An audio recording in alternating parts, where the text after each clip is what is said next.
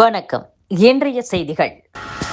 கரூர் மாநகராட்சிக்கு அதிக சொத்து வரி பாக்கி வைத்துள்ளோர் பட்டியலில் மாவட்ட திமுக அலுவலகம் 2ஆம் இடம் பிடித்துள்ளது. கரூர் மாநகராட்சியின் பிரதான வரி வருவாயாக சொத்து வரி உள்ளது. இதன் மூலமே மாநகரில் குப்பை அகற்றுதல், தெருவிளக்கு, பூங்கா, சாலை பராமரித்தல், பொது சுகாதாரம், நோய் தடுப்பு உள்ளிட்ட அத்தியாவசிய பணிகள் மேற்கொள்ளப்படுகின்றன.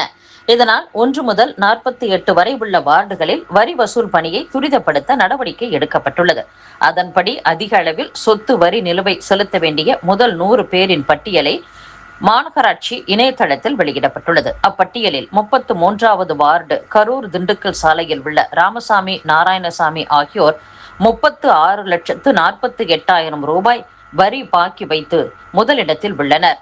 தொடர்ந்து 30வது வார்டு கௌரிபுரம் விரிவாக்கத்தில் திமுக மாவட்ட அலுவலகம் உள்ளது. அந்த அலுவலகம் கடந்த 2008ஆம் ஆண்டில் திறக்கப்பட்ட போது ஆண்டுக்கு 1.18 லட்சம் ரூபாய் சொத்து வரி நிர்ணயிக்கப்பட்டது. தற்போது ஆண்டு வரியாக 2.36 லட்சம் ரூபாய் செலுத்த வேண்டும்.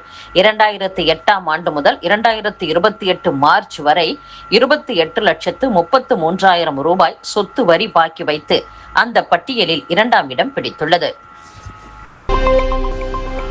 முஸ்லிம் வக்ஃப் கிறிஸ்துவ சர்ச் சொத்துக்களை பாதுகாக்க 100 கோடி ரூபாய் சுழல் நிதி ஒதுக்கப்படும் என்று சிறுபான்மையினர் நலத்துறை அமைச்சர் ஷாஜகான் தெரிவித்துள்ளார். தமிழகத்தில் பன்றிக் காய்ச்சல் கட்டுக்குள் உள்ளது, மக்கள் அது பற்றி அச்சப்பட தேவையில்லை என்று மக்கள் நல்வாழ்வுத்துறை அமைச்சர் KG அருண்ராஜ் தெரிவித்துள்ளார். இது குறித்து ஆய்வு செய்து தேவைப்பட்டால் தடுப்பூசி போட நடவடிக்கை எடுக்கப்படும். முதியோர் மற்றும் கர்ப்பிணியருக்கு தடுப்பூசி போடுவது குறித்து ஆலோசித்து முடிவெடுக்கப்படும் என்றும் அமைச்சர் கூறியுள்ளார்.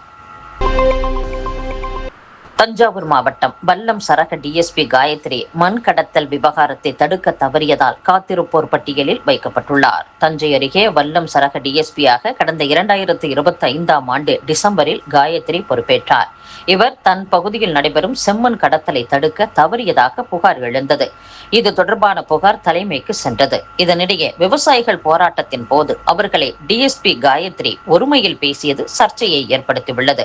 அத்துடன் மாவட்ட ஆட்சியர் அலுவலகத்திற்கு மனு அளிக்க வரும் பொதுமக்களை முறையாக கையாளுவதில்லை என்ற குற்றச்சாட்டும் எழுந்தது.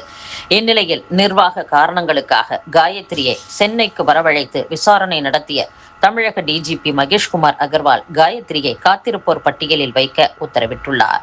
தஞ்சை தெற்கு போலீஸ் ஸ்டேஷன் இன்ஸ்பெக்டர் சுதா தன்னிடம் வரும் புகார் மனுக்களை முறையாக விசாரிக்காமல் காலம் தாழ்த்தியதாகவும், மாவட்ட ஆட்சியர் குடியிருப்பு எதிரே பொருட்காட்சி நடத்த முறையான விசாரணையின்றி அனுமதி அளித்ததாகவும் மத்திய மண்டல IG பாலகிருஷ்ணனுக்கு புகார் சென்றதை அடுத்து சுதாவை காத்திருப்போர் பட்டியலில் வைக்க உத்தரவிட்டுள்ளார். மதுரை மீனாட்சியம்மன் கோவிலுக்கு சேவை செய்ய அறக்கட்டளை மூலம் வழங்கப்பட்ட 60 கோடி ரூபாய் மதிப்பிலான நிலத்தை முறைகேடாக பட்டா மாற்றம் செய்து பத்திரப்பதிவு செய்து ஆக்கிரமித்ததாக முன்னாள் தாசில்தார் அன்பழகன், முன்னாள் VAO அரசன் உட்பட 19 பேர் மீது குற்றப்பிரிவு போலீசார் வழக்கு பதிவு செய்துள்ளனர். இந்நிலையில் கைதான அரசன், இளையராஜா மதுரை முதன்மை அமர்வு நீதிமன்றத்தில் ஜாமீன் மனு தாக்கல் செய்தனர். இதை நீதிபதி சாய் சரவணன் விசாரித்தார். அப்போது ஆஜரான அரசு தரப்பு வழக்கறிஞர் பாண்டி, அரசன், அன்பழகன், இளையராஜா ரியல் எஸ்டேட் நிறுவனத்திடம் கோவில் நிலம் என்று தெரிந்தே விற்பனை முன்பணம் வாங்கியுள்ளனர், எனவே ஜாமீன் அனுமதிக்க கூடாது என்று வாதாடினார். இதை கேட்ட நீதிபதி இருவரின் மனுக்களையும் தள்ளுபடி செய்துள்ளார். மக்கள் தொகை கணக்கெடுப்பு பணியிலிருந்து முதுகலை பட்டதாரி ஆசிரியர்களுக்கு விலக்களிக்க தாக்கலான வழக்கில் அவ்வாறு விலக்களிக்க முடியாது, சட்டப்படி ஆசிரியர்களை மக்கள் தொகை கணக்கெடுப்பு தேர்தல் பணியில் ஈடுபடுத்தலாம் என மக்கள் தொகை கணக்கெடுப்பு இயக்குநரகம் தரப்பு உயர்நீதிமன்ற மதுரை கிளையில் தெரிவித்துள்ளது. தெருநாய் பிரச்சனையை தடுக்க எடுக்கப்பட்ட நடவடிக்கைகள் குறித்து அறிக்கை தாக்கல் செய்ய மத்திய அரசுக்கு இறுதி கெடு விதித்து சென்னை உயர்நீதிமன்றம் உத்தரவிட்டுள்ளது. சிவகங்கை மாவட்டம் காரைக்குடியில் நிலத்திற்கு அடங்கல் வழங்க 5,000 ரூபாய் லஞ்சம் வாங்கிய அமராவதி புதூர் VAO ராஜகோபால், தலையாரி சாந்தி ஆகியோரை லஞ்ச ஒழிப்பு போலீசார் கைது செய்துள்ளனர். திருச்செந்தூர் சுப்பிரமணிய சுவாமி கோவிலில் ஆவணி திருவிழா கொடியேற்றத்தை பஞ்சாங்கத்தில் குறிப்பிட்டுள்ள நேரத்தின்படி நடத்த தாக்கலான வழக்கை உயர்நீதிமன்ற மதுரை கிளை ஒத்திவைத்துள்ளது. முந்தைய ஆட்சியில் இருக்கும் இடர்பாடுகளை நீக்கினால் சுமார் 2 லட்சம் கோடி ரூபாய் மதிப்பிலான திட்டங்களுக்கு 5 ஆண்டுகளில் அனுமதி அளிக்க மத்திய அரசு தயாராக இருப்பதாக சட்டசபையில் அமைச்சர் ஆதவ் அர்ஜுனா தெரிவித்துள்ளார். தமிழகத்திற்கு தேவையான மற்ற சாலை திட்டங்கள் குறித்து மத்திய சாலை போக்குவரத்து மற்றும் தேசிய நெடுஞ்சாலைத்துறை அமைச்சரை கடந்த ஜூன் 2ஆம் தேதி நான் நேரில் சந்தித்து வலியுறுத்தினேன். மாநில அரசு ஒத்துழைக்கும் பட்சத்தில் பல திட்டங்களை செயல்படுத்த மத்திய அரசு தயாராக இருப்பதாகவும், முந்தைய ஆட்சியில் இருக்கும் இடர்பாடுகளை நீக்கினால் வரும் காலங்களில் சுமார் 2 லட்சம் கோடி ரூபாய் மதிப்பிலான திட்டங்களுக்கு 5 ஆண்டுகளில் அனுமதி அளிக்க மத்திய அரசு தயாராக இருப்பதாகவும் உறுதியளித்தார்.